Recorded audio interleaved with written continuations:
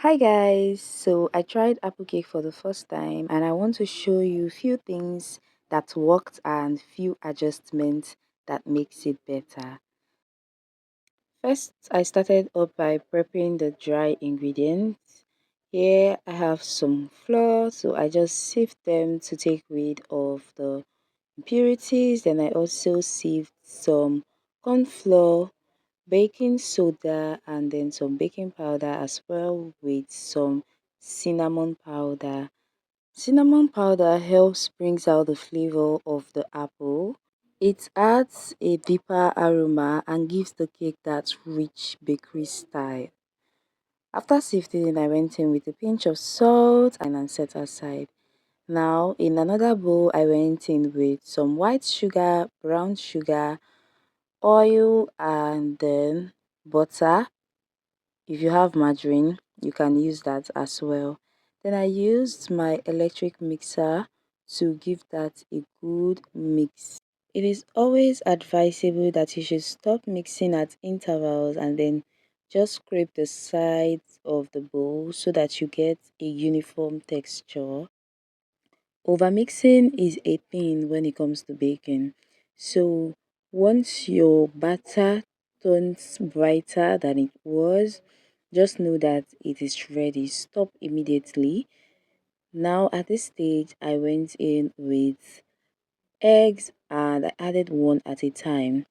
So once I add in one, I'll just go ahead and give that a good mix before I add in the next one. I did that for the three of them, and after which I went in with my flavors. I used some vanilla flavor and butterscotch.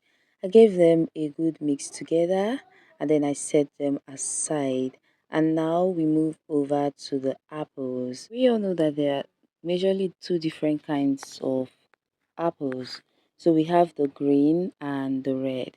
So red apples are naturally sweeter, so they give this cake a soft, rich taste without needing too much extra sugar. They also break down nicely when baked, which means the cake is more moist and tender. Now you can use green apples, but they are more tart and a bit firmer. That means your cake might come out slightly sharper in taste and not as soft or comforting as this one.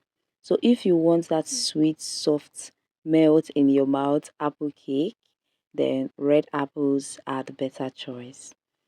So I just went ahead to peel off the back because we don't need them for the batter, okay? Then use this part of the grater to grate the apples. One very important step is to always squeeze out a little bit of the apple juice once you're done grating. You don't need too much liquid in the cake, and remember we are working with a measurement, so we need everything to be balanced. Set that aside, then move over to slicing up some apples. These are going to serve as toppings, and this time around we are not going to take out the back. We need the back because we need that extra taste. It just balances everything. After slicing them, just transfer them into a plate and then go in with some cinnamon powder and brown sugar. Give them all a good mix together to combine and then just set that aside.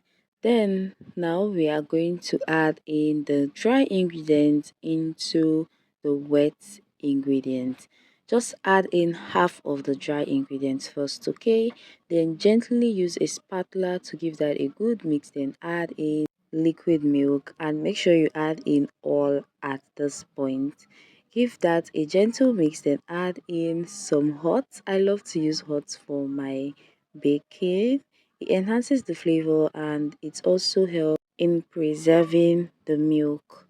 So add in the remaining batch of the dry ingredients, give that a good mix, and then you go in with the shredded apples.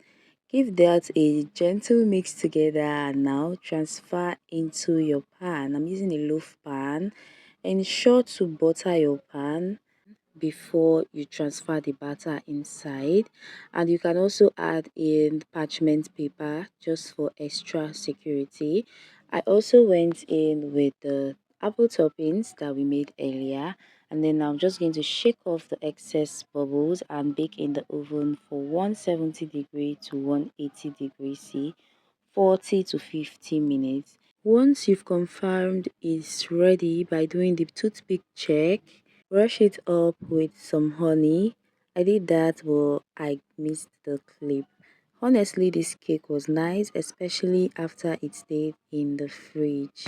I just noticed a little excess oil right after baking, and that I have adjusted. So now it's your turn to recreate yours with the recipe in the description box. Don't forget to subscribe to this channel, like this video, and drop your comments. See you next time.